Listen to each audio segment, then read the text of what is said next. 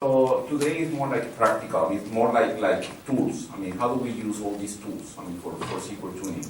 So yesterday was more like foundations, and today is more practical.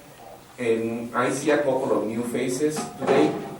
And so you guys, you do have the files that we provided yesterday. Those files, they include all the PowerPoints. We also include the tools, and we include the labs. Everything that we have seen here is included on those files. And if you want to follow the labs today, for example, if I explain, I mean, how do we install Trace Analyzer and you want to do it, feel free to do it. I mean, you have access to your own database, either on your own laptop, or you have a database back at your office, and you can access that database from your laptop. You can go ahead and follow the same steps. I am going to show today, I mean, how do we install and how do we use these tools. Any questions? No? Yesterday I had a question that I wouldn't feel comfortable answering, which was regarding the SQL plan baselines here. When we were dealing with SQL plan management and we saw the SQL plan baselines and we were trying to evolve a plan, the question is, which binds do we use? Do we use the binds from the actual baseline, or do we use the binds from the SQL that we're trying to evolve, from the new plan? So what I did yesterday, this morning, I ran 10046. Today we're going to be talking about that, so let me just show you what I did so I can give you the right answer.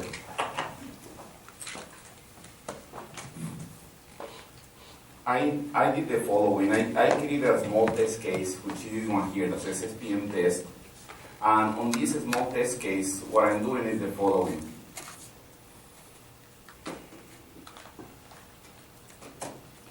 I flood the share pool, then I turn trace on, while tracing SQL plan management.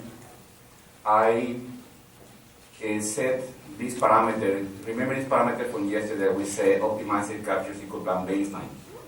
Then I took this SQL that it shows here. Let me show you the SQL, which is very similar to what we had yesterday, but instead of doing a count, I'm just doing a select column from this T1, and I'm passing a couple of binds.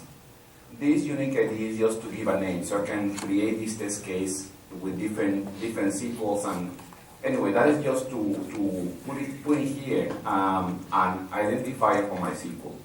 So when I run this test, the idea was the following. I would execute the SQL twice. Keep in mind, whenever we're trying to capture baselines, the SQL has to be repeatable. Therefore, I execute the SQL twice. And if you remember these values from yesterday, 0 and n, these two values are non-selective. Therefore, the plan that I capture first is a full table scan. That is what I know that in advance. I'm capturing a full table scan. I turn the capturing of SQL plan baselines off. After that, I find the SQL, and I keep executing the SQL with different values. For example, the first value that I have here is this 5 and m, where this predicate is not selected, and this one is selected. So this is very similar to what we did yesterday. The SQL is a little bit different. Then I display the execution plans, and I display the SQL plan baseline. Everything is the same as we did yesterday. So after I did that, what I did is to trace the evolution of the plan. So I took the script in which we have the evolution, which is this one, evolve plan, and I included the 10046. So in other words, I'm trying to trace here the actual evolution, so I can see which binds is using. So I turn trace on and turn trace off. And the only thing that I have inside is evolution. When I did that, it created this trace file that I have here. This is a 10046 trace, which, as you know, is a little bit hard to read, but it's readable. We can actually go and review this file. Then I did a tkprof for that file. And when I look at tkprof and I start navigating tkprof, I notice I have here my API, which is fine, that's what I was expecting.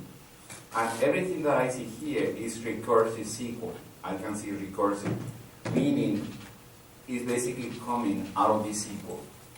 Well, since I know the name of the table that I'm using, which is T1, I can just look by T1, and I find T1 here, here, here, of course on the execution plan, then here, and the next execution plan, and that was it. Those are the references to T1. Remember, I executed this SQL several times with different values. But when I'm doing the evolution, I'm just tracing just the plain evolution. So what is going to happen here on tkprof? I notice the first reference to my SQL. Keep in mind, this is coming from the evolution. The first reference, I only see a parse, but I don't see any execute or fetch. It was parse. That is the first reference. Let me go back to the beginning. First reference. Second reference, same thing. I see a parse. I don't see execution or fetch. The third reference that I have, I notice the following. I notice we have a plan hash value here, which matches the full scan. So basically this step is the one in which is executing the existing baseline, passing some values to these binds here, and measuring the performance. In other words, when I do the evolution, it's going to find the SQL and the plan from the baseline, and it's going to run that plan from the baseline. And it measures the performance. Saying for this one, I require 21,000 buffer gates. Then after that, this is this reference here. And keep in mind, this is the full table scan, which is the baseline. After that, it's running the plan that I'm trying to evolve. It's the same SQL, we notice it's the same SQL, but the execution plan is different, and this one requires only 70 buffer gates. So this one is clearly performing better. That's when it's coming saying, the new plan performed better this many times. How do we compare that? Well, you notice in this execution, it was actually executed 10 times. We are passing some binds, right? And in the prior one, the one with the full scan, it was also executed 10 times, and the SQL has some binds. So in order to find those binds, I took this SQL ID, and if I look at the SQL ID on the actual raw trace, my SQL is there, so I'm going to mark that, next, next, and that was it. So if I go all the way up and I start looking, remember at the beginning I parsed the SQL a couple of times, but I didn't execute. So what I see here is when the SQL was actually executed. What I start seeing when I look in the binds, I can see M and 5. That is for the first execution. If I look again, the next execution, which is this one here, I find 5 and M. If I look again, I'm finding 5 and M. So what is this telling me is that for the plan that I have on the baseline and for the new plan, in other words, for the full table scan and for the indirect scan, is comparing apples to apples. It's taking the same binds and is forcing the execution of the full scan and forcing the execution of the indirect scan, so it compares the performance of these two. If the performance of the plan that I'm trying to evolve is better, and I am asking to verify yes, then it's going to say, yeah, your new plan performs this many times better than the prior plan. Is that clear?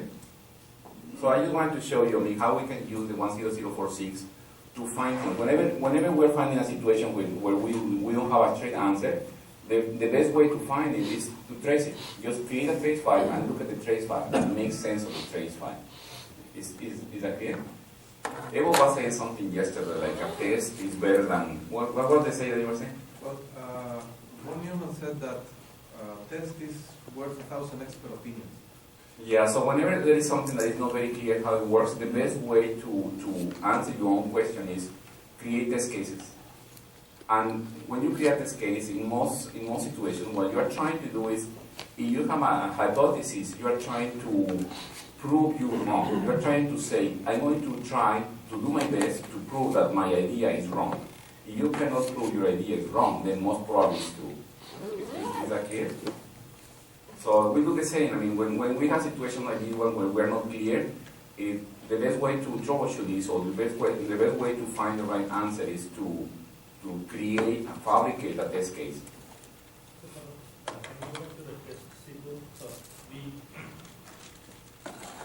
Yeah, those values that we saw, the 5 and M, they are here. They do not belong to the first execution. The baseline was created with 0 and M, which is the full scan. The plan that was trying to evolve was the first plan that was created after baseline, which was not evolved yet. I mean, wasn't accepted yet. So when I was trying to accept this plan, I was trying to find out which binds, in other words, which values I was using to compare against the performance of the baseline. Because the question yesterday is, was I using these values or should I be using these values? The answer is using the values associated to the plan that you are trying to evolve, not the values that we captured when we created the baseline. You trace this session? I traced just evolution. I didn't trace this. The only thing I traced was the actual evolution, this part here. I don't trace on, I don't trace off. So I just wanted to trace this, just evolution. So you got the baseline and then you are tracing the baseline.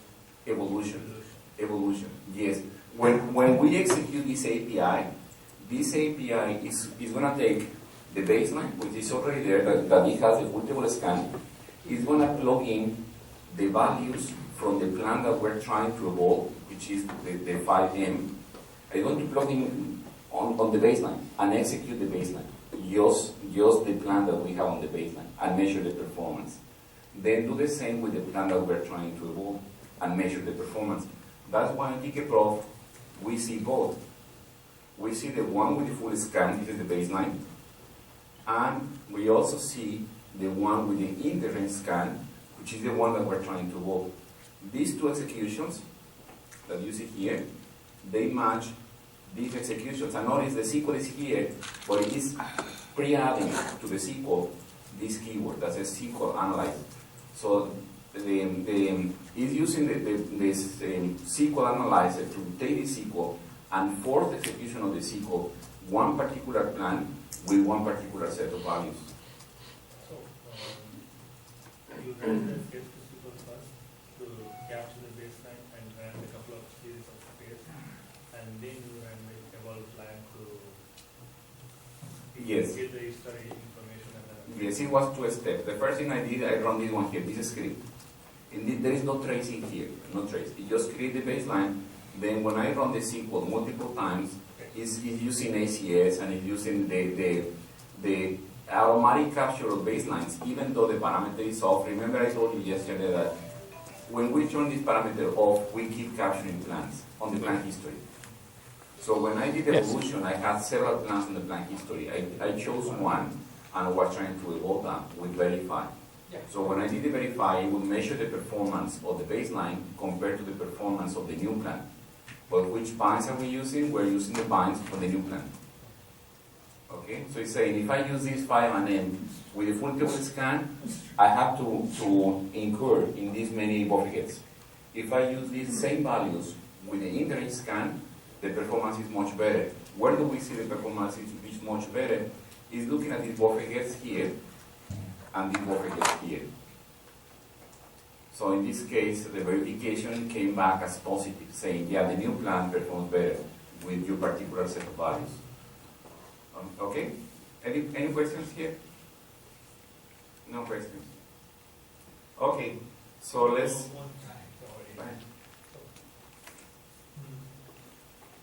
Suppose if the plan optimizer chooses a different full table scan for 70 buffer gates. No, this one, the 70 buffer gates is using the index. In case if it is the optimizer uses it wrongly or some forceful nature, if the full table scan is used to retrieve the 70 buffer gates, then that's a wrong plan, right? Okay. How do we define a wrong plan? We actually don't have wrong plan. We have plans that perform better than other plans. When we're trying to do the evolution and we say verify yes, we're asking the engine to take both execution plans, execute both, and check if the new plan, the one that we're trying to evolve, performs better or not. If it performs better, then it comes as positive, saying, yeah, this is worth evolving. If it is not, then it won't evolve the plan. Unless we force evolution. Remember yesterday we said we can say verified yes or verified no. If we say verified yes, we invoke this code. It actually measures the performance. If we say verified no, we rule. We just say, take this plan and implement this plan. Is that clear? Remember that from yesterday? Or? Yeah. Okay, any other question regarding this? So during evolve, actually, if you take all the plans, you then do them, or just the ones that is left in the... When we evolve, we can evolve one plan at a time, or you can evolve all the plans that you have for that SQL on the plan history. That is an option, because remember the parameters that we pass, we include the plan name. Yeah. If we pass nothing on the plan name, it will take whatever is pending to evolve. Let me show you. If I take this same example that we have here, I'm going to define this unique ID the same way. So I'm going to take this unique ID and put it here, right? Now, if I say evolve plan, it's going to say, okay, I'm finding 1, 2, 3 plans, right? From those plans I'm finding, this one is enabled and accepted. This one says yes, no, yes, yes. So I have 2 plans pending to be evaluated. What happens when it says SQL handle? SQL handle is going to be the same for the 3 of them. Well, now when it's asking for plan name, if I say nothing, I just hit enter. And then it says verify. Let's say verify is going to be yes. And let's just say for now, commit no. So I just want to see the verification and not commit.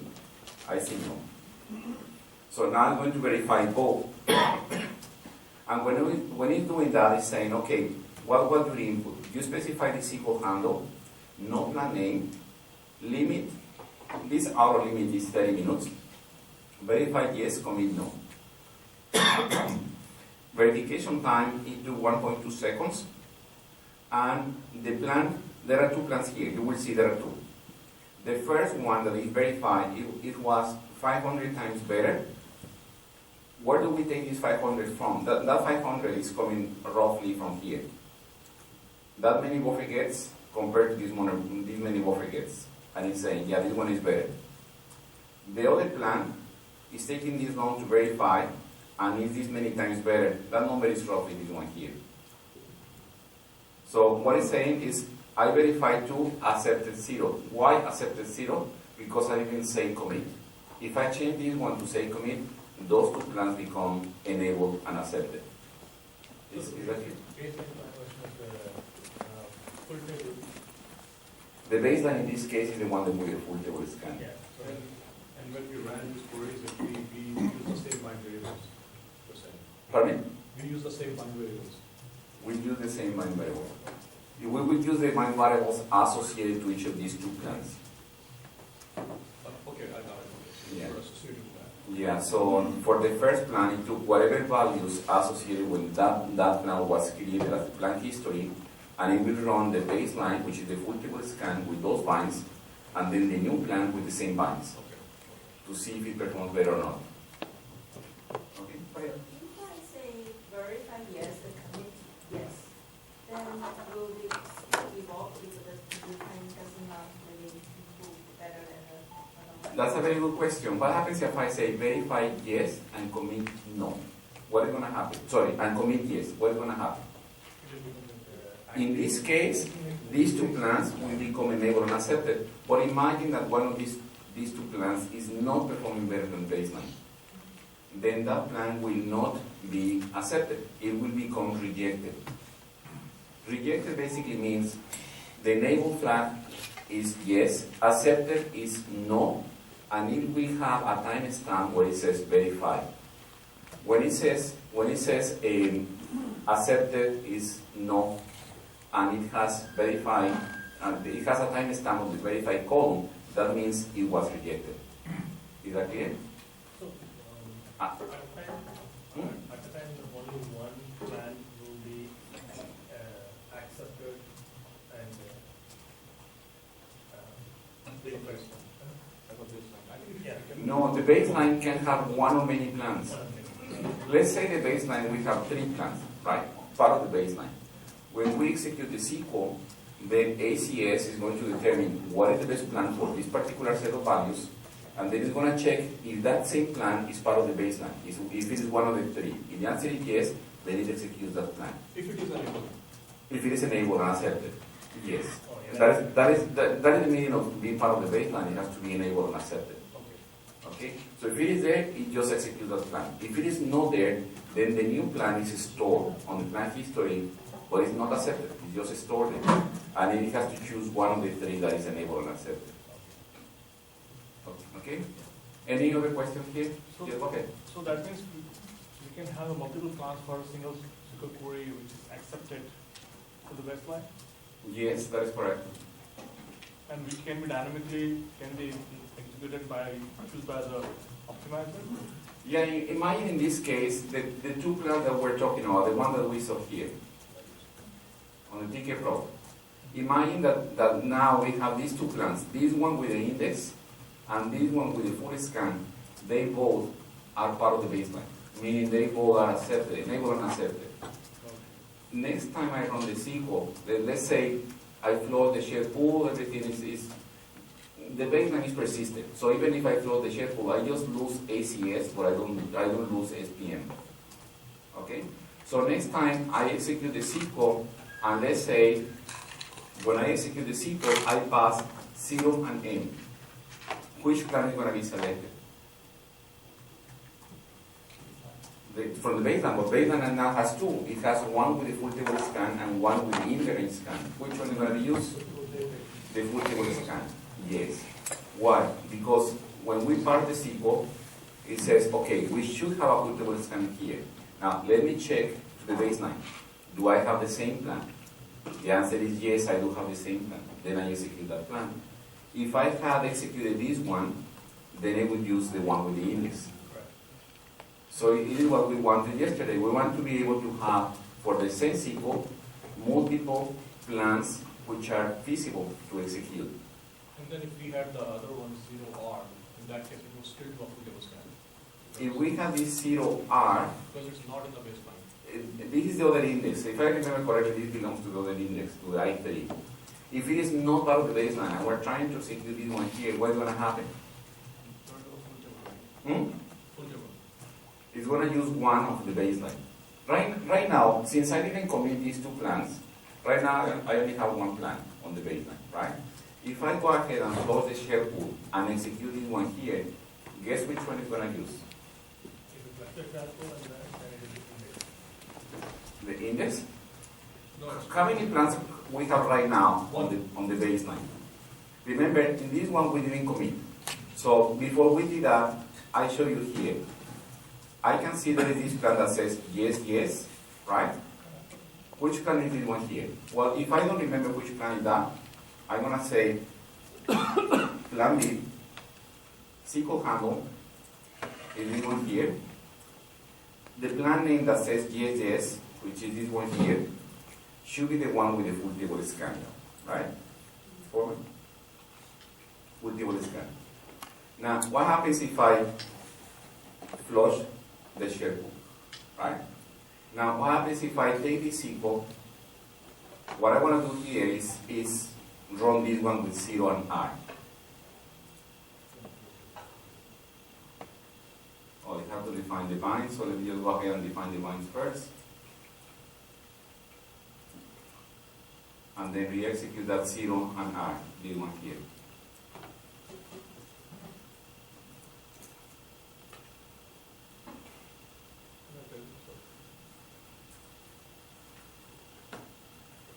Have to be in the right account, right? Even if I'm not in the same account, I was on SIS. On SIS, I can handle SQL plan management, is perfectly fine. I can create it, I can implement, I can do whatever I want. But now, since I want to execute the SQL, I have to be on the same account. So I'm going to take those two bytes again, declaration. Then I'm going to execute this 0 and R. Now, if I do plan C, which is the plan from cursor for this SQL, it's going to say, okay, from this one, we have, it's coming back with two IDs, which is the one that we have, with two different SQL IDs. So that means I have two SQLs with the same ID. So let me just change the ID for a moment, or let me just give me 1 second. Because right now I have two SQLs that include the same tag that says, remember the tag I put here that says on unique ID? I have two SQLs with the same tag. Okay. So how do I know which one is what? I will have to select here, let me just open that up again and connect.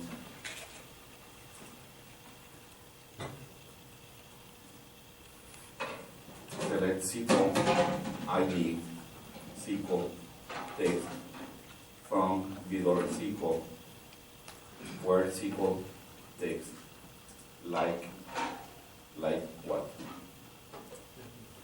This SPM test.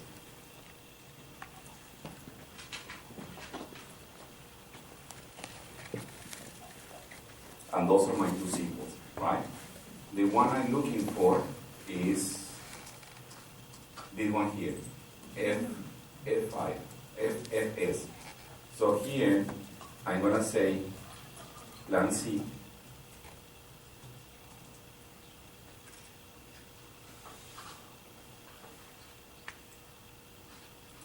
That is the unique ID. And this is the one that we care. Child number, nothing. Format, nothing. Which plan is the one that is using full scan? Why using the full scan Because the plan? baseline has only full data scan. Yes, and we have that here. It's saying we're using this baseline. Even if you flush, it still uses the baseline only. Yes, if I come here and I say flush, and I take the SQL and re-execute, right? So I need to declare the binds. I'm going to put the binds down here, it doesn't matter, to make it just simple. I'm going to put the binds and re-execute the same SQL. And I do plan C. Which is the SQL? Is this one here. Okay? Which I number doesn't matter, because this is blank, I can say 0. Format doesn't matter. Full scan. You said even SPM works even in bounce the database, right? Say it again? Even if you bounce the database, the base. Yes, SPM is persistent, ACS is not persistent. Okay? So now, what you say, this is the plan that I want for this SQL. Now you're stuck to be using that plan. Now, what happens if I do the following? If I say here, evolve plan, right? And I say, well, for SQL handle, I say nothing. I just hit enter. For plan name, nothing. Verify yes, commit yes. There were 3 plans that were accepted. We can see those 3 plans here. Right? 1, 2, 3. So now what happens if I flush the share pool, right? And what happens if I re-execute the same SQL? Let's check it out. So I re-execute the SQL, re-execute again just for the sake of it. I don't have to execute twice, I just execute it twice. And now I say plan C. And I take the same SQL. Remember, I float the share pool. Child number. What do I see? Index. And it's using this baseline. So it's coming from the baseline. What happens if I flush again the share pool and I execute the SQL the way it had the full scan? So remember this one here in which I had the full scan, right?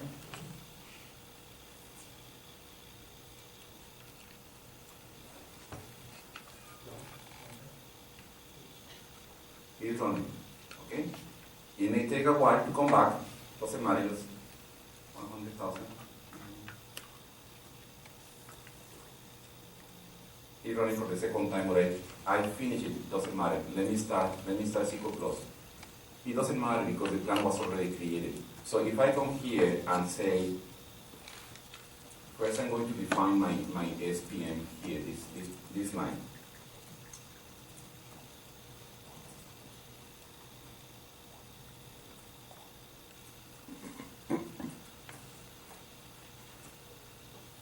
I take the same SQL. So which plan are we expecting to see now? Full table. Yes. We see full table scan, and guess what? It's using the baseline. So right now the three plans, so the three plans will be like active and enabled. Yes, if I show here plan B, it's gonna say those three plans. This is one plan, two plans, three plans. They say enabled yes, accepted yes. Okay. So what happens if I don't want the full table scan anymore? How do I disable that plan, the full table scan? Yeah, I can change the status. I can. Still not the evolve VR. Hmm? No, I don't have to do the evolve. I just modify an attribute. There is another script here that is to modify plan. In this modify plan, I can say, okay, the attribute name, I can say, for example, fixed, but another attribute name. Remember yesterday I told you we have different attribute names? I can change the status. I can say this one is no longer accepted. Is that clear? In other words, I can not accepted. I can change the enable. The enable I can say is no longer enabled. So I disable it like an on-off switch. I can turn that off. If later on I change my mind, I can put that on again. So that is SQL plan management. I can do with these plans, I can reactivate, deactivate, promote.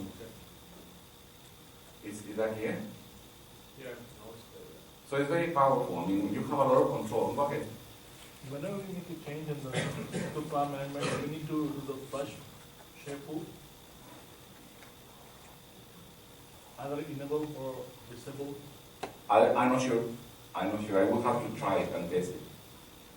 Because practically in production, if you do the flush share pool, Hmm? it will cause a lot of problems. Say it again. In production environment, if you do the flush share pool, it may cause a lot of problems. Yeah, I agree. I mean, what it should do, I'm going to guess, but I'm pretty confident that will be the case. This part is only evaluated when you do a hard parse.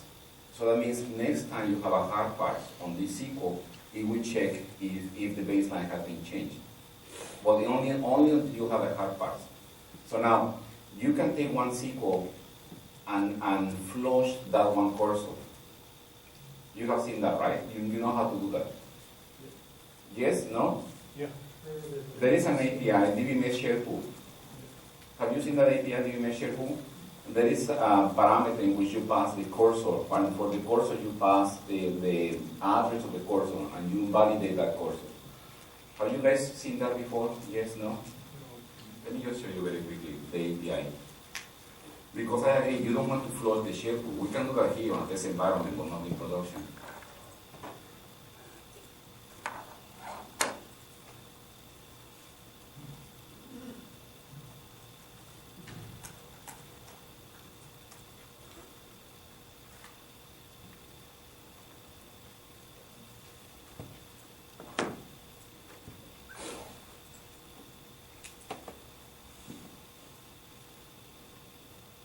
This is one here, version.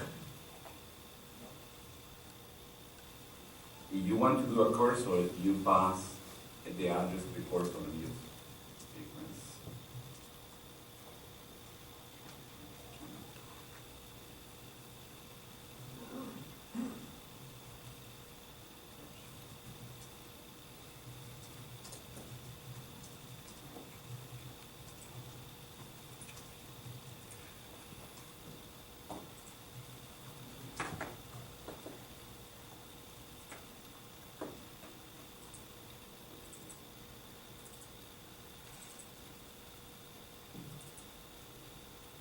Let me see if I have a syntax here.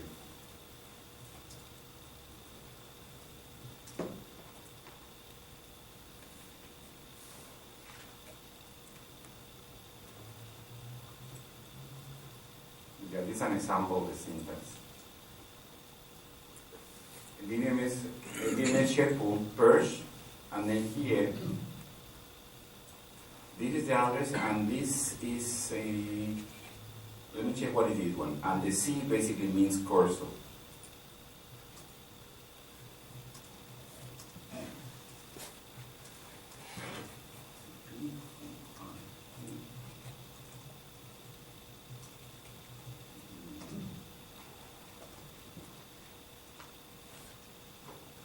is the hash value of the object. Yeah, if you care about this syntax, just send me an email and I verify what is this value that we have here. But this is the API that we use to basically like to flush a particular cursor and not the entire sharepool. That's a hash value, right? Oh yeah, here is the hash value, yes. Yes, so I select from the $SQL area for a particular SQL ID. And then when I call the API, I am passing here this address and the hash value and then a C. And then basically flushing this cursor. Is that clear? Okay. So if there are no more questions, so let's start with topic 4 today. Although we have more questions about SPM? No? Okay? Okay, perfect. So today I'm going to start with the 10046, then trace analyzer, SQLT, SQL check, and test case. So going back to the material, in trace analyzer or these two, they belong to SQL Tuning version 1, and that's chapter 10. So I am looking into SQL Tuning version 1 lectures. I'm going to open 10A, which is this one here.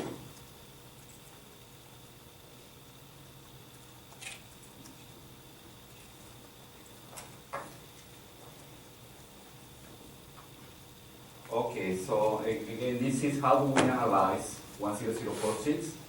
So what we cover is what is this event, what are the different components that we have.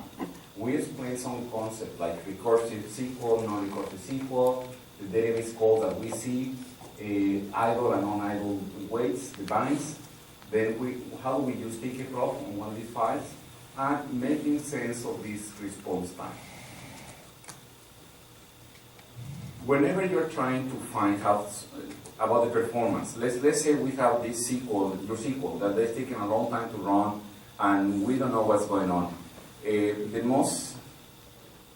easiest way to troubleshoot that, you start with a 10046 SQL trace, which basically means turn trace on, execute your SQL, turn trace off. But when we say turn trace on, you use this event with one of these levels that we have. We have level 1, 4, 8, and 12.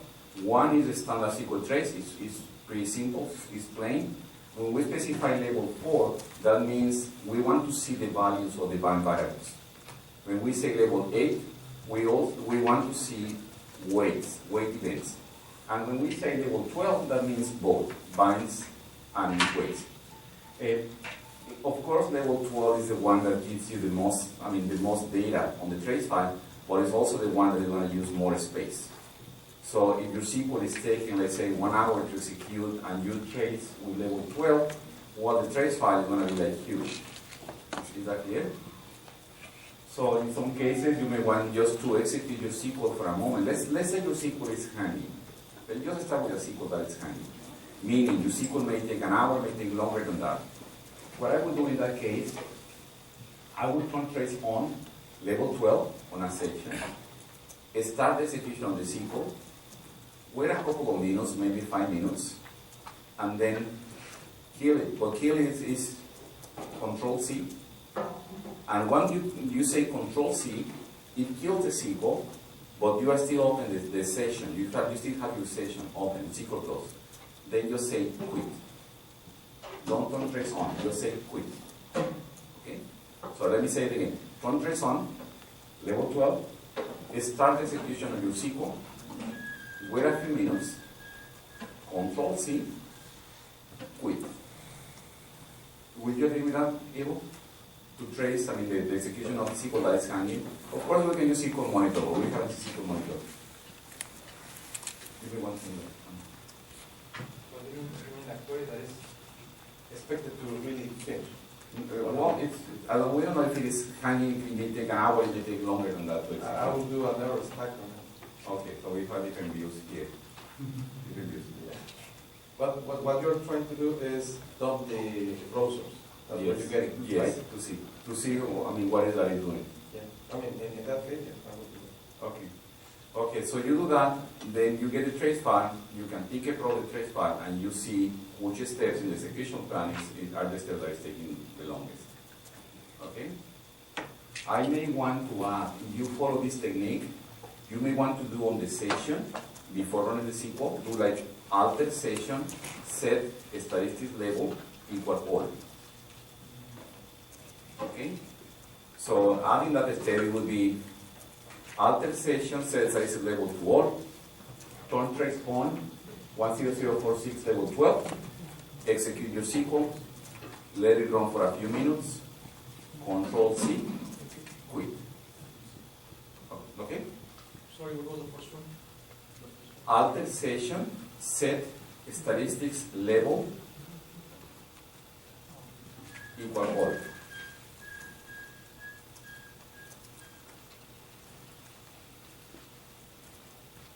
Okay?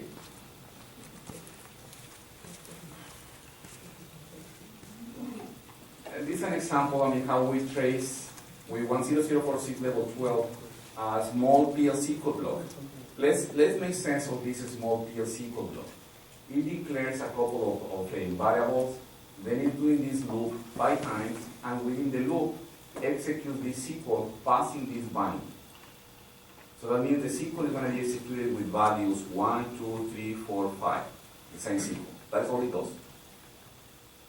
When we look at a small portion of 10046, the first time you see this, it looks like this. Okay? It's very hectic, very hard to read. Well, maybe not for everybody, okay? But at least for me, it's very hard to read. So it looks like this, okay? Well, but after some time, after you start understanding all these acronyms that you see here, it makes more sense what it does. Here you will find your SQL. You notice this SQL is the same as the SQL here.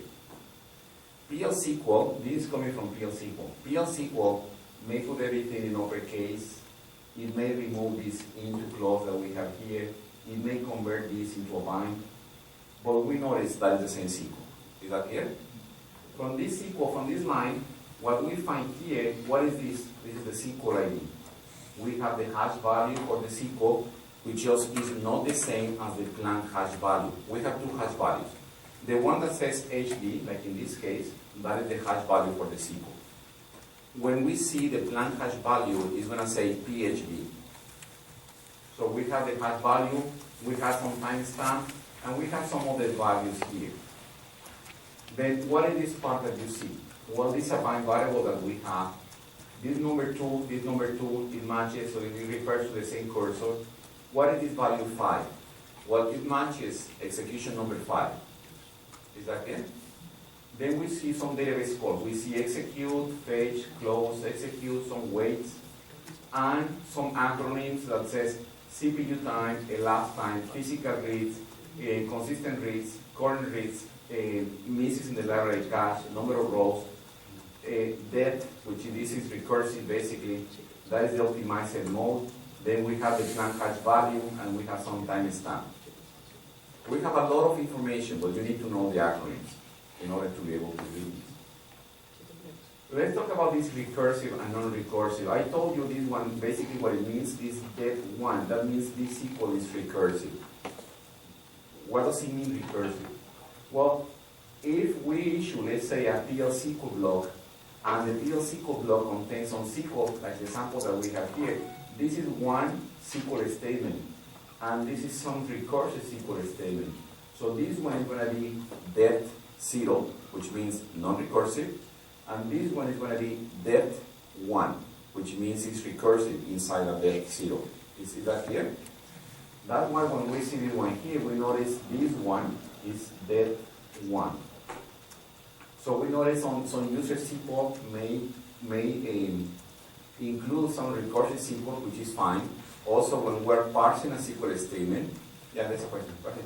I thought that all of that was user SQL and recursive SQL was stuff that gets run in the background that you didn't ask for, but the database has to do to accomplish what you did ask for. There are 2 types of recursive SQL. Recursive SQL, like in this example, recursive SQL is, this one is recursive SQL. But this one is application recursive SQL. Now, when we look at this SQL and we have to parse this SQL, we have to read the data dictionary to find this object, to find the objects inside the view, to read the data dictionary. All that is also recursive SQL. So we have 2 types of recursive SQL. SYS, meaning data dictionary recursive SQL, and we have application recursive SQL. We have the two. Okay. Another example? No? Okay. Yes. Another example is if you have a SQL that has a function. And in that function, you program also to have other SQLs run. So you have the main SQL, the function is called, and the function is going to call other SQLs, and those are also known as recursive SQL. Okay. Yeah, I really don't like the word recursive because it's not actually recursive, the way I understand recursive. But it's basically SQL that has some sort of dependencies. So in this case, this SQL depends on this SQL here, but we call it recursive SQL. Okay. So we have those recursive SQLs, and those recursive SQLs, they can be det1, det2, and so on. SQL that is not recursive is det0. So when we look at the trace file and we see det1, det2, det3, we know it's like going in and in and in. Now we also have database calls. When we have database calls, basically what it means, we have parse, execute, and fetch. That's what we see. And you see those on the tkprof. You see parse, execute, and fetch. Keep in mind, parse is when we create the execution plan. Execute is when we actually execute the execution plan. And then we have the fetch in some operations, like when we are selecting from a table. The fetch is when we are actually retrieving data. So how do we read the recursive SQL? If this is just a small piece of a raw trace file or a 10046 trace file, we read this way. For example, here we see cursor number 3. We have this fetch for cursor number 3. So this number matches this one here, so it refers to the same cursor. When we come all the way here and we're finding this det2, that means this SQL is recursive. So who is the parent of this SQL? Who called this SQL? Well, if I need to keep reading the trace file until I find the first det1. The first det1, that is the parent of this det2. So once I find this det1, I move to the left and I find this one is coming from cursor 1. So that means cursor 1 is calling cursor 3. Is that clear? That is the way we read we read the relationships that we have on this recursive SQL. We also have on the trace file idle and non-idle weight. That is the name that we give to these weights, and basically what it means is the following. Non-idle weights, they happen inside a database call. In other words, they are the responsibility of the database. Idle weights, they happen outside a database call. They happen between database calls. Therefore, they are not the responsibility of the database. Is that clear? Let me give you an example. I execute a SQL. Then I go and grab some coffee and come back and execute another SQL. What happened to that time when I went to get my coffee? That is going to be idle. From the database perspective, that is idle. So that means it happened between one database call and another database call, and what actually happened in between, we don't know. And from the database perspective, we don't care. Is that clear? So it's very important when we analyze weights on the trace file, we need to understand if this particular weight is considered idle or non-idle. So once we understand all that relationship between recursive and non-recursive SQL, we can actually do like a diagram of this type. We can say we have SQL det0. This one is called some SQL det1. This is det0, and it has 3 SQL det1, and this one has 1 SQL det2, and so on. We can build like a tree, like this tree, upside down, and this is time. So if we have a raw trace file, we can actually create a graph like this one here. It would be way too long, but we can create a graph like this. I call this graph the SQL genealogy, which basically represents what is the relationship between SQL statements. Okay, so far so good? If we add to that tree more pieces, like more leaves, we can add, what are these? We can add the database calls. The database calls, they are associated to SQL statements. So we have this det0, this det1, but the way we interconnect this, It's not actually like this, it's more like this. This operation, this SQL, is connected to a database core that belongs to another cursor. So it's through the database cores that we can establish these relationships. And we can also add the wait events. So we have SQL statements, we have database cores, then we have wait events. We can see in green here the wait events that they happen inside a database core. And in blue, we are showing here database wait, when we can see idle waits, they happen between database cores. Again, the greens are the responsibility of the database, and these are outside the database scope. Okay? Go ahead.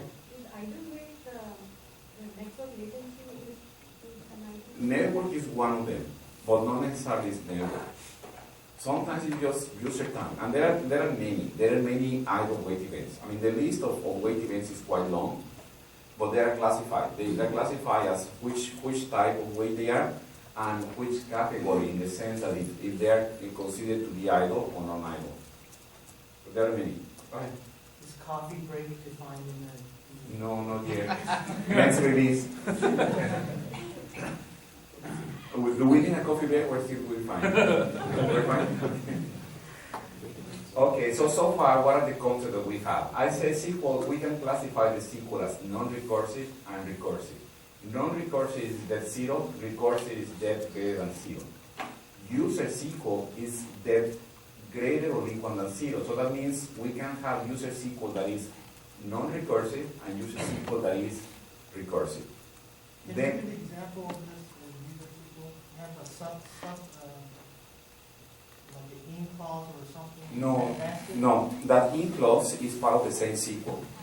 But as Abel was saying, imagine that inside your SQL you say application function equals some value. So that whatever code you have inside that application function, that is user recursive SQL. So in your example, it looks like the PL SQL at level 0 never actually makes a SQL call. Is that right? So you'll only see level 1 and deeper from that PL SQL procedure? On my example, I didn't show the entire trace file. I just show a small piece of the trace file, where it should be there on the trace file. Okay. As a depth 0. Yeah, actually I can show you on the trace about SPN, in which I executed this piece. If I go to the beginning here, and I'm looking for the statement for the PL SQL block,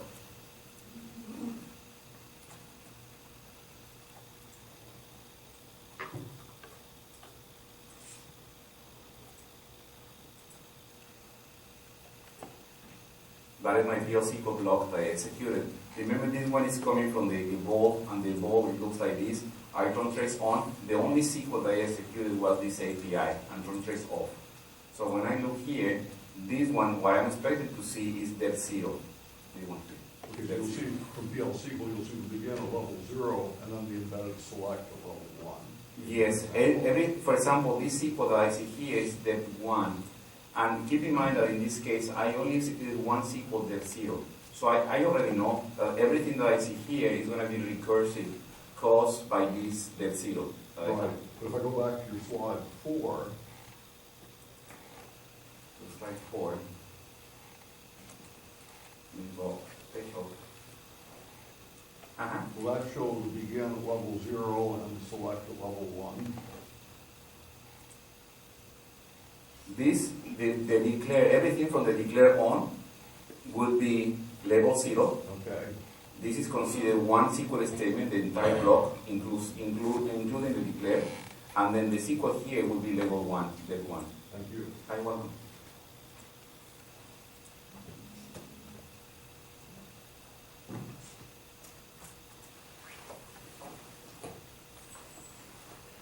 So the database calls that we will see are parse, which is when the CBO generates the execution plan, the execute, and the fetch. If we need to trace the parsing, which event do we use? We use 10053. Remember that? We saw that yesterday. Yeah, go ahead. That means every SQL query has a recursive call. If I run a select star form EMP, so it's a system dictionary recursive. Yeah, you will have many entries on the data dictionary. Yeah, so it will go and do the recursive call for the dictionary. Yes. If I run the select sysdate from below, it's do the recursive to the dictionary again. The sysdate is the function, Yes. right? Yes. Every SQL that you execute most probably will have some recursive SQL. Okay. Yeah. Yeah. Well. Just 1 second. Just 1 second.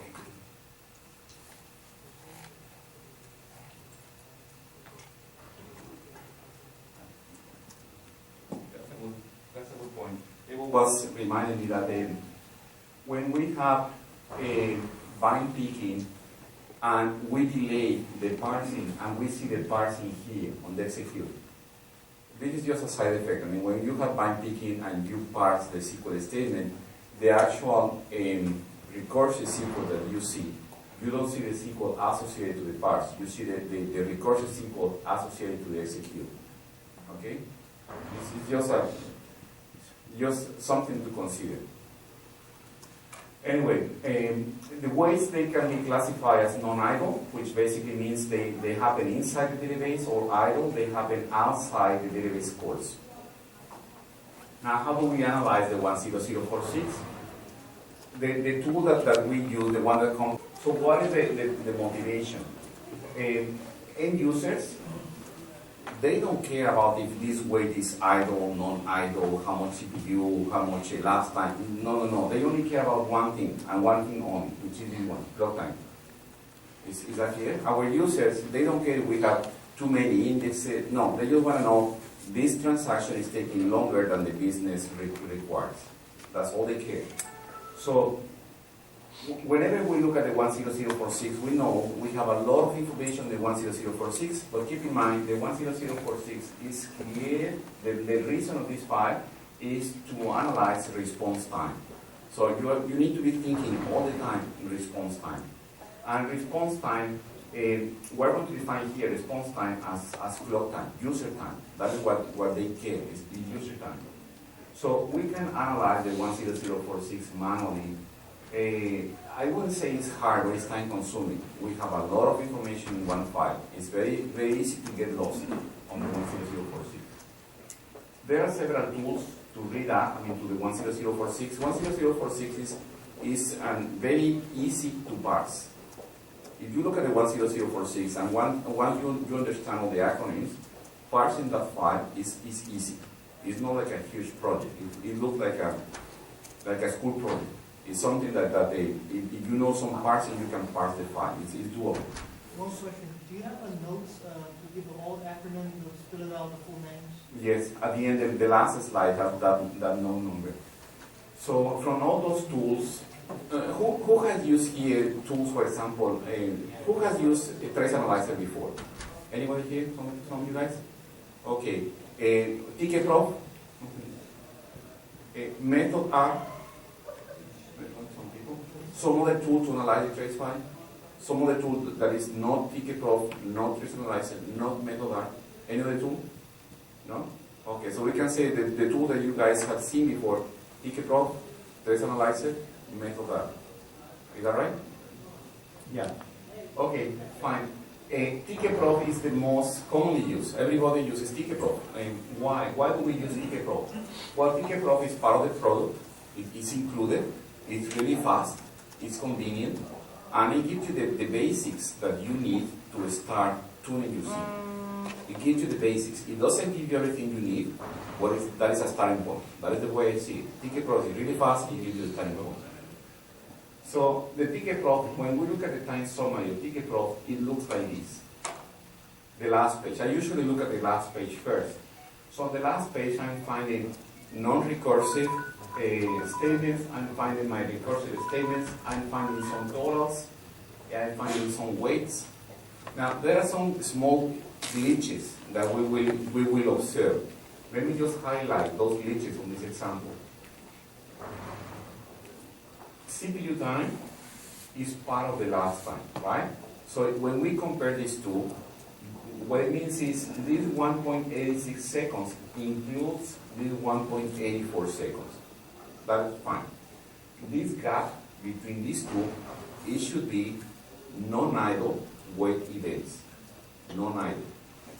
When we look here at the wait events, first we notice we have 4 wait events, but it is not clear which ones are idle and which ones are non-idle. Most of you guys, you already know which ones are idle and which ones are non-idle.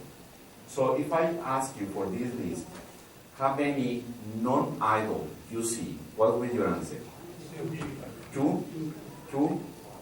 Non-idle. Okay, which ones are non-idle from here?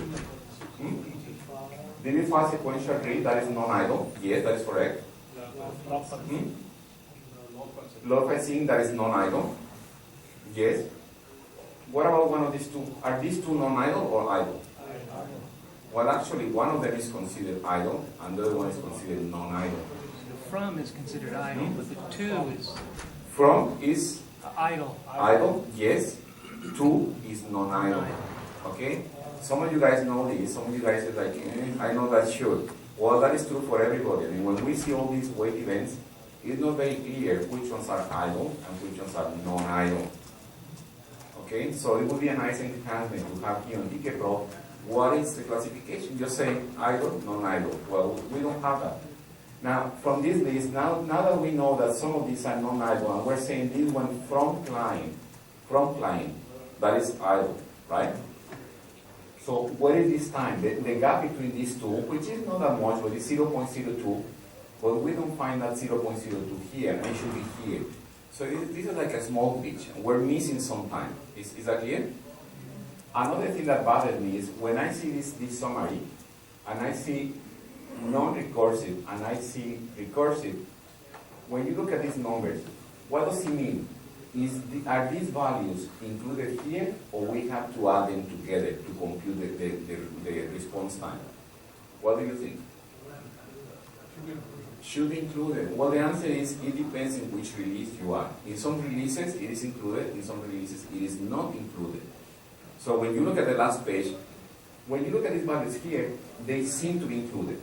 Fine. But in some releases, no. In some releases, recursive may be even higher than the one here. So therefore, it's obviously not included. Okay? Now, if we're saying, yeah, let's say it's included. That means whatever weights we have here should be reflected here. For example, here I see DB5 scattered read with some time weight. They are not here. So it's like, okay, is it included? If it is not included. If it is included, why I don't see this roll over here? Those are just small glitches that you need to consider. When you're reviewing this tkprof, the last page, it's like not everything matches exactly. So it's like the tkprof is going to give you a fuzzy idea of what is your performance and some idea about the weights, but they may be slightly glitches that you may need to investigate in some cases. In most cases, we say, well, who cares about 0.02 of a second? In reality, nobody cares. But every once in a while, you find a situation in which you do care. Okay? Just keep that in mind. And tkprof. Well, the first time I saw a tkprof like this, I felt like this guy. Okay? So, that was my expression, yeah, when I was trying to read it. Because reading this piece, we have a lot of information here, but it's hard to read. Okay? Especially when this part becomes larger and larger, it becomes hard to read. How do we read this part? Well, this is the raw source plan. I don't know if you have noticed that sometimes the tkprof, it shows like displaying time twice. Have you seen that? That for the same SQL it shows displaying time twice? Have you noticed that or not? Yes? Okay, when it shows the explain plan twice, one of them is the explain plan and the other one is the execution plan. Just be aware of the following. The one that says execution plan, spell out execution plan, that is not the execution plan. Okay, just be aware of that. One of them has this name. One of them says raw source operation. This is the execution plan. The other one that has the label that says execution plan, that is not the execution plan. That is the explain plan. Okay? Just keep that in mind because it may confuse you. I don't know why, maybe someone was having fun when they were developing this, but when you see it twice and one of them says execution plan, that is not execution plan, that is explain plan. Hey, what do you want to say something? Yeah, the point is that tkprof has been forever in the data business. It's version 7. Version 7, Oracle 7, maybe even version 6 actually. But version 7 didn't have any bind picking. Right? First time that bind picking came along was in Oracle 8. No, in Oracle 9, sorry. But tkprof at that, since it came from way before, where it did explain plan for the query and then the row source, and it made sense because they match each other, because at that time bind picking was not important, was not existent. But since now we have bind picking, explain plan does not do bind picking, and that's the reason why it doesn't match anymore. If your query has a bind variable, the tkprof is going to do explain plan and it's going to present you an execution plan that was done without bind picking. So that's why you cannot trust it anymore. It's not considered a bug. You can say, well, but if it's not the same anymore, why is it not considered a bug? But it is not. It was ruled that explain plan doesn't do bind picking, and that's the end of it. So we used to call this part also just the row source. So every time that we talk about the row source, that is the actual execution plan that took place during the trace that was taken. So that is the one that we trust, because that one we know have all the execution and the right steps. Explain plan, we kind of just ignored it from many years so far. Okay. Okay, so, and we have a lot of acronyms here. We have these consistent reads, physical reads, we have physical writes, we have this time on microseconds, we have cost, we have a size on bytes, we have cardinality. In some cases, we have, we can see time here. Time is important. When we're trying to understand these times that we see here, we look at those times down here, wherever we see those times. And of course, we have this column, which is the actual number of rows. Now, when we present these metrics, how many times we executed this SQL? Remember this SQL? How many times we executed this SQL? 5 times, right? So when you see these actual rows, do they correspond to one execution or do they match 5 executions? 5? 1? How do we know if it is 1 or it is 5? Because it also depends on the release. So how do we know? Yeah, it's tricky. It's kind of tricky. How do we know if it is 1 or if it is 5? Very top. Top left? Under rows, it says 1. It's just On the rows? So Oh. Yeah, look at this number here. 1. Look at this number here. 5. So these metrics that you see here, they match 5 executions, 5 row return. This is a max, so it's an aggregate, so it's going to return 5 rows, right? 5 executions, 1 row per execution, because it's an aggregate, so it just gives you back 1 row. But this one here that says 1, basically is telling me that this metric that we see, they match 1 execution. Is that clear? So when I'm trying to understand if this is for 1 execution or for many executions, I look at this number and look at this number.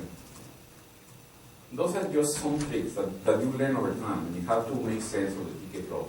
The information is there, but it's just kind of a little bit hidden. You have to figure out, all these little pieces, how do I read this, how do I interpret this other thing? Sorry, could you read that again, please? Okay, we know this SQL was executed 5 times, right? Yeah. And since this is an aggregate, every execution is going to return 1 row. Why? Because if you do a count style, you do a max, whatever, it's come back with only 1 row, with the total. And yeah, I can see that here, 5 executions, 5 rows. When I look at this column here, this one is coming back with 1 row only. If this one was a 5, then the metric that I see here, they would match the 5 executions. But since this one is a 1, it matches only 1 execution. Okay? Go ahead. For this scenario, this is okay. because it's a nice operation. Each time it goes to all kind of each navigate, each row source gets a one result. If it is a multiple rows, then how do you know out of 5 times, one time the query is following the different source operation? That's a very good question. So you're talking sanity checks. Sanity check. In this case, you understand that because we do an aggregate and it doesn't seem that we have a very selective predicate, doing several full scans or taking a lot of resources, it may take some time and it may be appropriate. What you're saying is, how do we know how much time is reasonable? Is that right? And unwritten rule that I use, I look at the number of rows the SQL is going to return, not the aggregate. My SQL is going to access, requires to access, let's say, 1,000 rows. Why? Because it's doing like a range, or it has some filter predicates which are not very selective. So if I see 1,000 rows, the SQL has to process. And let's say I see 5 tables. In the worst case scenario, I will be reading through indices, right? So that means for 5 tables, I will access my data through 5 indexes. And the height of the index, it goes between 1, 2, 3, 4 blocks high. Okay? So what I do, I take the number of rows, multiply by the number of objects on my SQL. Let's say I have 5 tables, that will be 1,000 rows times 5, that will be 5,000. And I multiply that by 4. That is 20,000. 4, because 4 is a number that most indexes, they are not bigger than 4, height-wise. So in that case, I will say my SQL should process or should require to read no more than 20,000 buffer gets. If I see more than that, then I have a concern. Another scenario, like in the previous example, we discussed few minutes before, like we had a 2 SQL, one SQL was using the full table scan, and the second SQL was using the index scan during our SQL testing. So in that scenario, we ran the same SQL project, but it ran for 2 different method of execution. Execution done, yes? That is, will we have a 2 row source information? You mean the true execution plans? It will depend on the version of the database, but the answer would be yes, you will have both. I mean, we can do it. I mean, actually, on the tkprof I showed you, we saw the same SQL with 2 different execution plans. Okay, let's move on here.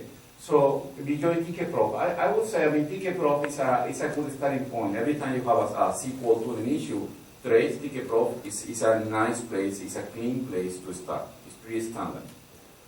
We have the raw source plan. We may get the explain plan. We do not use the explain plan. We use the raw source plan. This is the actual execution plan. There are some limitations I would consider. These are not bugs. These are basically limitations of tkprof. The time summary, sometimes it's hard to understand. Sometimes you find these glitches that you're missing time. And that bothers me because I like everything to match perfectly. So that bothers me. Sometimes what we get from the raw source plan or the explain plan is limited. I would like to see more. If it mentions an index, I would like to know the columns of those indexes and things like that. If it mentions a table, I would like to know the number of rows on that table. Well, the content is limited. Sorry, go ahead. In the previous slide, the plan here is in the end, total table scan for order 9 tables, sales order table, they're not in the SQL. Say it again, do you want here? These Or tables, yeah. what about this They're table? not in the SQL. That is not part of the SQL. Oh, that's a view. That is one more limitation. I mean, when your SQL is reference a view, if the view is you won't see the view here. Actually, you may see the view here, but you will see the actual table behind the view. But if you don't have the view definition in front of you, you say, okay, I have to guess that this view that I see here matches the one here. But you're guessing. So that means tkprof gives you the starting point, but it doesn't give you all the details that you need. Everyone say something. Right? Is that discrepancy between the times a problem with tkprof, or is that a problem in the trace file itself? Which discrepancy? Well, the one that the time that is missing? Yeah, if you go back one slide, and I think it was the last, yeah, there you go, where it has, where the wait times aren't reflected in the elapsed time.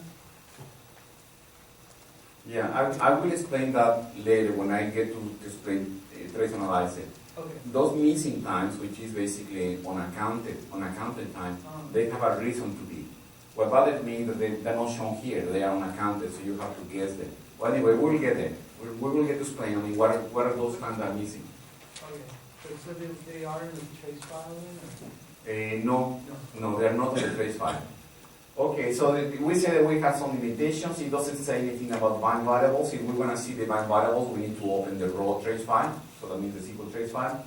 It's not easy to understand the relationship between recursive and non-recursive. They are not on the tkprof. They are on the trace file, but not on tkprof. Sometimes when you're trying to tkprof a large file, it may cordon. When I'm saying large file, it's like more than 1 gig. It may cordon.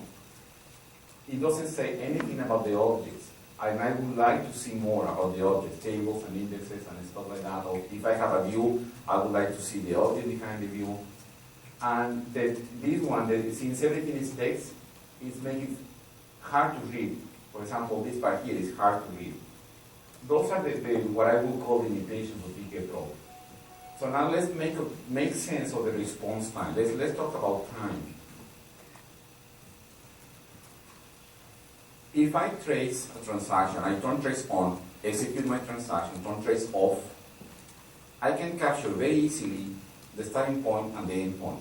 So I have those 2 times. They are already written in the trace file. That is the first time I stamped on the trace file and the last time I stamped on the trace file. So this point here and this point here are easy to find on the raw trace file. That is what I call the user response time. You turn trace on here, do your transaction, turn trace off, that is your user time. Now, also the trace file, we find many database calls. Remember, database calls are parse, execute, or fetch. For each one of them, we know the last time. And if we're tracing with weights, we can also classify those weights into 2 types, idle and non-idle. And if we take everything that is idle, everything should match. So that means all the idle times, plus all the database calls elapsed time, plus nothing. When I combine these 2, the aggregate of all these plus the aggregate of these 2, the aggregate of these 2, I should have this time. Guess what? It never matches. I always have some unaccounted time. The unaccounted time basically is time that is missing from the trace file. How do I detect that time? Well, I take these timestamps, this one and this one, and then I subtract all these pieces. And I subtract all these pieces, and whatever is left, that is this unaccounted time. Unaccounted time is simply time that is not there on the trace file. There are several reasons, I will explain those later, but it's just time that is missing from the trace file. In other words, if this is my total response time, I may have many database calls elapsed times, and I may have many idle wait times. What is left? The leftover is unaccounted for response time. This is macro, it's for the entire trace. Now, if I do the same for every database call, now let's imagine that I look at 1 parse, 1 execute, or 1 fetch, only one of them. It decomposes very similarly. I know the parse, execute, or fetch elapsed time. I know the CPU time. And if I have non-idle waits, which are basically the operating system calls, I also know those values. So I can do the same technique. I can take every single database call elapsed time, subtract CPU time, subtract non-idle waits, and if I have anything left over, that is also unaccounted time. So I may have unaccounted time that is global to the trace, and I have some unaccounted time for every single database call. So far, so good? So it follows the same technique. I have 1 parse, execute, or fetch. It has 1 CPU time, 0, 1, or many non-idle waits. Whatever is left over, that is unaccounted for. If I put the 2 together, I mean the one that is global, together with all the database scores, I notice I can basically make this piece, I can compute everything here. I can compute everything. If I can compute everything, then I can remove this line I have here. And I end up having this one here. I know my response time. I know this is given. This is on the trace file. I have the timestamp. I know my CPU times, also given. These ones are also given, and these are also given. When I aggregate all these, plus all of these, plus all of these, and subtract these three from this one here, I get an accounted for time. Is that clear? In other words, I can compute this time, and I know exactly how much time is missing from the trace file. What is the time that is missing? Well, the trace file, it doesn't tell you, oh, this time is missing because of blah, blah. Otherwise, it wouldn't be missing. Is that clear? So keep this in mind. We can compute the time that is missing, but I cannot tell you from the trace file why we're missing the time. What I can tell you is what are the most common reasons to have missing time. The most common reason is this one here. The process is actually not in execution. Imagine in the extreme case, you have only one CPU, and you have two processes that are trying to use the CPU. One of them is going to be active, the other one is going to be on the ready queue, right? The one that is on the ready queue has no recollection that is waiting. It's not saying, oh, I am in the ready queue and I am waiting. No, it doesn't know anything. It's frozen. Is that clear? So it's not writing anything to the trace file. It's having nothing. The only thing that is happening is time. Time is moving, but the process is not recording any waits. So when you have a system where you have CPU starvation, you will find traces where you will find a lot of time is missing. Is that clear? There are some other reasons. For example, you didn't ask for waits on the trace file, or for the time that it actually takes to write on the trace file, that writing time is not collected. So you don't know how much time you're spending writing to the trace file. And there are other reasons. But I would say the most common is the one here. So what do we do in those cases? Well, if the missing time is small, nobody cares. But if the missing time is significant, that means you have to stop there and you have to be looking outside the trace file. Is that clear? My rule of thumb is like, if the missing time is less than 10%, I don't care. But if it is large, then you have to look where. Where would you look? Waste tax. Waste tax on IO. IO? Well, you have to look at the operating system. You have to look also at AWR to see what's going on with your system that basically is not allocating time to your process. Is that clear? Or allocating resources to your process. Okay, so just a summary here, response time is made of these three components. The database calls elapsed time, idle waits, and unaccounted for. And elapsed time is made of CPU, wait, and unaccounted for. tkprof is going to show you this, and it's going to show you this, but it doesn't show you this. Go ahead. How about IO time? IO time is part of the non-idle wait time. It's one of the events here. So it's collected. It's going to show you how much time we're spending waiting on IO. Okay? So response time summary, we say response time summary has three components. These three are basically these three that we have here. And the database called elapsed time has three components. We can see those here. How do we improve the performance?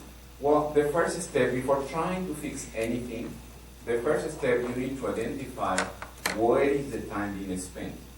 It is CPU, it is non-idle waits, it is idle waits, it is a unaccounted time. Where is your time being spent? And depending what is the answer, that will be the next path. For example, if you find the time, most of the time is CPU time, that means most probably you need to move into SQL tuning. Is that clear? If it is a wait, well, you have to analyze that resource. I mean, why are you having these waits for this resource? If it is unaccounted, you have to look outside the trace file. You have to look at your system. Okay?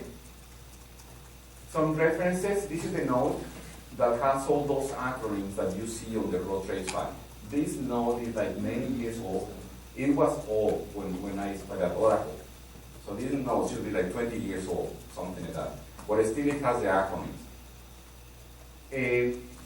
Who knows Gary Millsap? He has an excellent tool, which is a method, within method R, something that you guys have never seen before. Take a look at that tool. And I learned a lot from him through this book. I like reading, and when you are dealing with 10046, you want to learn more about 10046, this is the book that you want to read, okay? So I think it's time for a break.